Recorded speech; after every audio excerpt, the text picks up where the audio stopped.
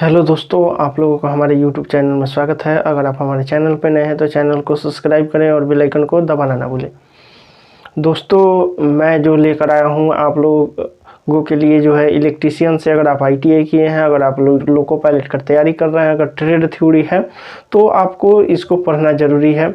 और भी जो सरकारी जो है टेक्निकल से, अगर आप आईटीआई टेक्निकल से किए हैं उन लोगों के लिए भी बहुत ही इम्पोर्टेंट है।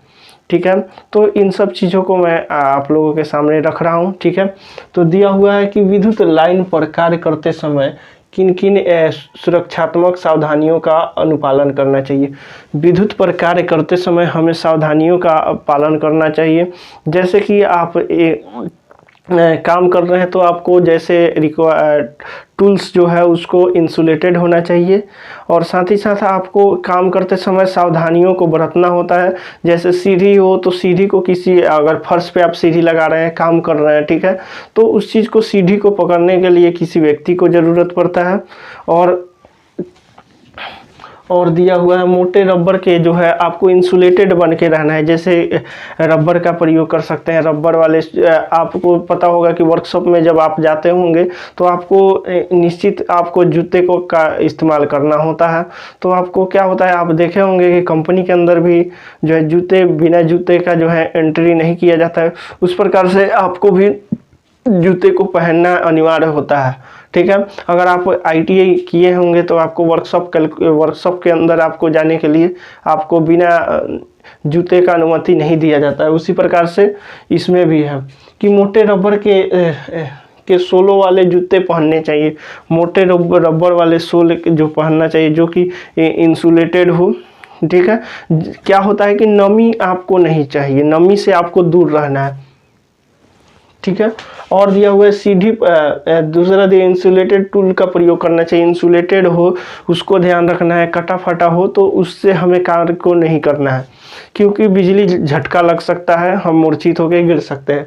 अगला है सीढ़ी पर चढ़ते समय किसी सहायक को सीढ़ी पकड़ने के लिए साथ रखें। ठीक है, सीढ़ी पकड़ने के लिए किसी व्यक्ति को आपको साथ में रखना होगा, क्योंकि फिसल जाएगा। नीचे जो फर्श होता है उस पर फिसलने का ज़्यादा चांसेस होता है, जिससे आप गिर जाएंगे।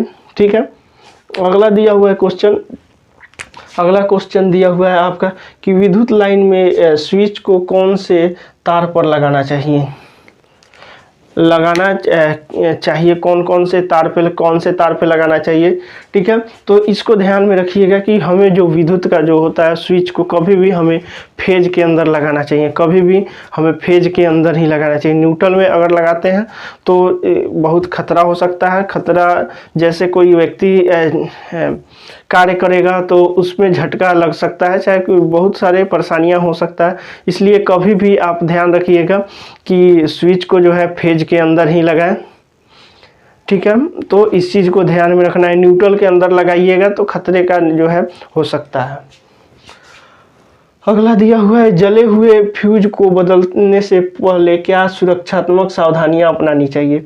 जले हुए फ्यूज को जब कभी भी चेंज करें चाहे बदलें तो इस चीज़ को ध्यान रखना होता है कि आप कि मेन स्विच को कभी भी ऑफ करके और फ्यूज को ही बदलें।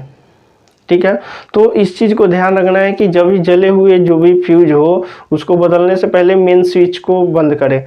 या आप किसी भी विद्युत पे कार्य कर रहे हैं, चाहे मोटर को कार्य चेंज कर रहे हैं, एक जगह से दूसरे जगह हटा रहे हैं, चाहे फैन को ही आप लोग हटाते हैं एक जगह से दूसरे जगह, तो इस चीज़ में हमें यही ध्यान रखना होता है कि मेन स्विच को ऑफ करना होता है।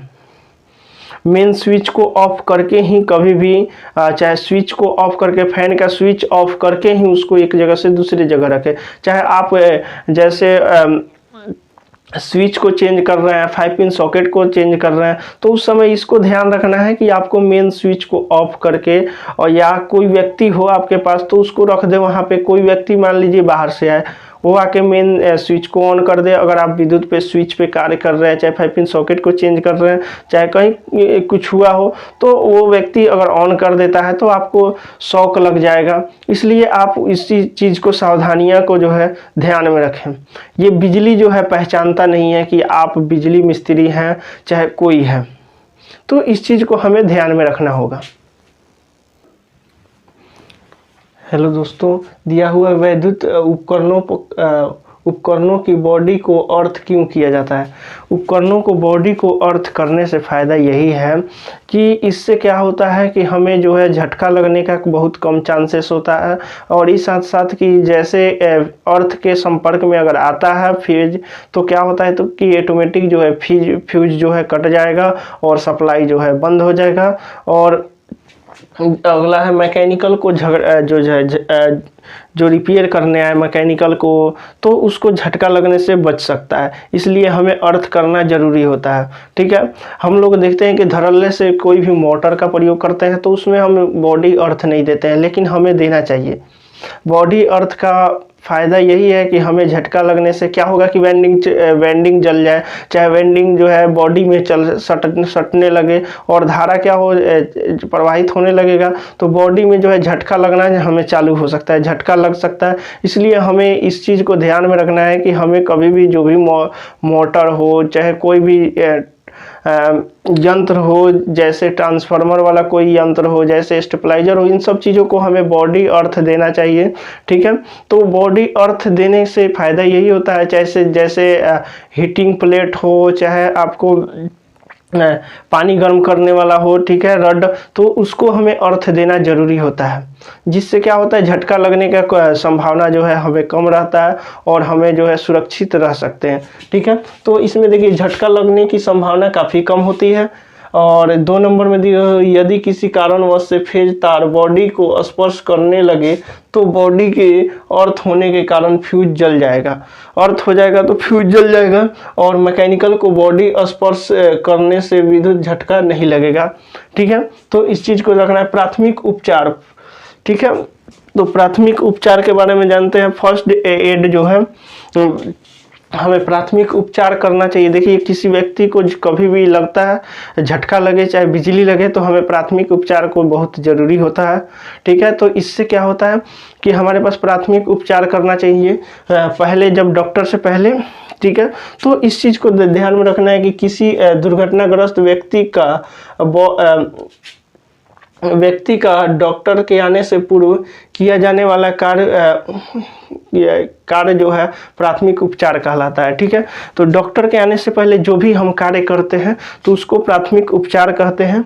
ठीक है, और प्राथमिक उपचार के लिए कार्यशाला में क्या क्या सामग्री होना चाहिए। देखिए स्ट्रेचर होना चाहिए जिस पे हम उसे रख सकें, और साथ ही साथ ध्यान रखना है कि प्राथमिक उपचार में जैसे जहाँ पे छाले पड़ जाए, जहाँ पे शॉक लग जाए, उसको हमें क्या करना होता है, बैंडेज जो है आपको प्राथमिक उपचार बॉक्स के अंदर क्या क्या रहता है, जैसे बैंडेज हो गया, आपको डिटॉल हो गया, इन सब चीज़ों को जो है उसके बाद रुई हो गया, और चीज़ प्राथमिक जैसे दर्द का दवा हो गया, इन सब चीज़ों को जो है प्राथमिक उपचार के अंदर रखा जाता है।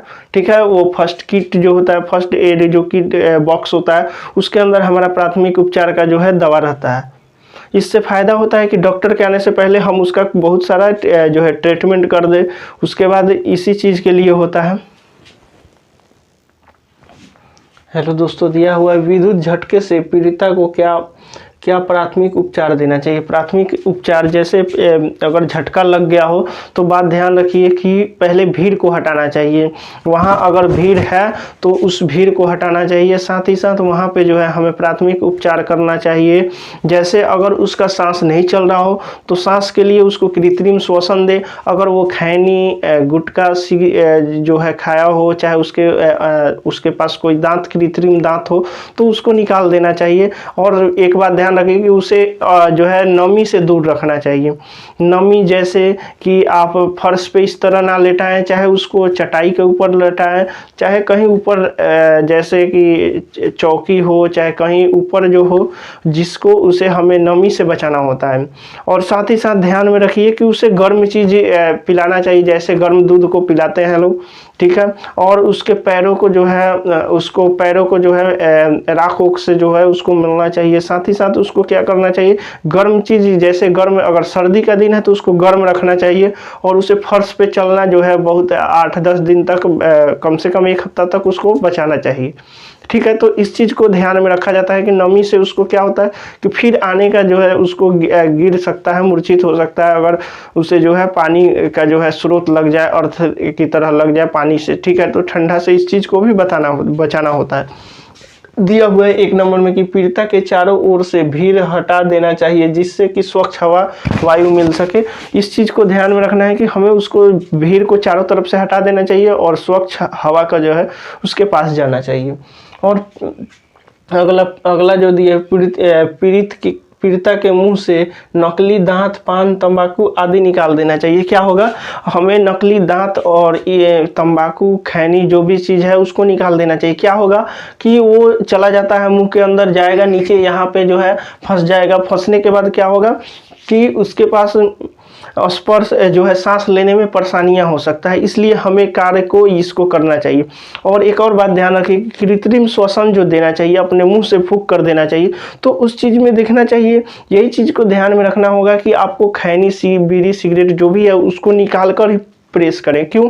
क्योंकि वो जाएगा तो अगर आप प्रेस कीजिएगा, अगर हम उसके अंदर प्रेस करेंगे तो वो क्या होगा कि ज़्यादा संभावना है कि अंदर चला जाएगा और गर्दन में फंस जाएगा और व्यक्ति का मौत हो सकता है। तो इस चीज़ को ध्यान में रखना होता है। अगला दिया हुआ है कि सर्दी के मौसम में पीड़िता को गर्म रखें और उसे पलंग, दर्री, चटाई आदि पर लिटाकर कंबल से ढक देना चाहिए, परंतु उसका मुंह खुला रखना चाहिए, जिससे उस व्यक्ति को अगर आप सुला रहे हैं किसी चीज़ पर, जैसे चटाई हो गया, पलंग, चाहे जिस चीज़ पर सुला रहे हैं, और उसको ध्यान रखना है कि उसके मुंह को खुला रखना है क्योंकि उसे स्वच्छ हवा मिल सके और सांस लेने में कठिनाई ना हो। इस चीज़ को ध्यान में रखना होगा। और अगला जो है, यदि पीड़िता को सांस लेने में कठिनाई हो रही हो तो कृत्रिम श्वसन देना चाहिए। जैसे अगर उसको सांस लेने में परेशानी है तो कृत्रिम श्वसन पहले देना चाहिए। इस चीज़ को भी ध्यान में रखना होगा। अगर वीडियो अच्छा लगा हो तो लाइक और शेयर करें और मेरे चैनल को सब्सक्राइब करें। और दोस्तों, इस वीडियो को ज़्यादा से ज़्यादा शेयर करें। मेरा यही एक कहना है कि आप लोग मेरे वीडियो को ज़्यादा से ज़्यादा शेयर करें और मेरे चैनल को सब्सक्राइब करें। आपको मैं चाहूँगा कि इससे बेहतर दूँ, ठीक है। और ये भी ध्यान रखें कि इससे आपको बेनिफिट है और मुझे भी बेनिफिट है और साथ ही साथ आपके भविष्य के लिए भी ये बेनिफिट है।